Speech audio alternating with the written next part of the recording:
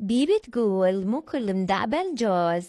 اليوم هو يوم الفري مالتي، فقررت أجيب وجبة شوية دسمة وطيبة بنفس الوقت. أنا مود ما يصير عندي ثبات بالوزن، لأنه الالتزام الطويل بالدايت يسوي ثبات بالوزن. هاي الوجبة هي ورق عنب، يجي وياها شرايح بوتيتا وياها صوص دبس الرمان وليمون وصوص حامض، وطلبت وياه شرايح فلفل على مود يصير سبايسي، بس هذا الفلفل طعمه كلش حار فشي ما ينطع، ما قدرت آكله.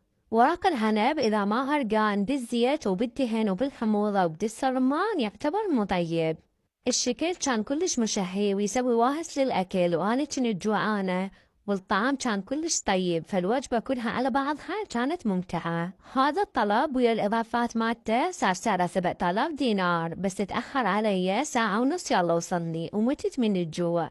بس ورا ما خلصت حسيت روحي ما شبعت وفكرت أطلب ماعون ثاني، بعدين تذكرت يخرب الدايت مالتي فبطلت واكتفيت بيه.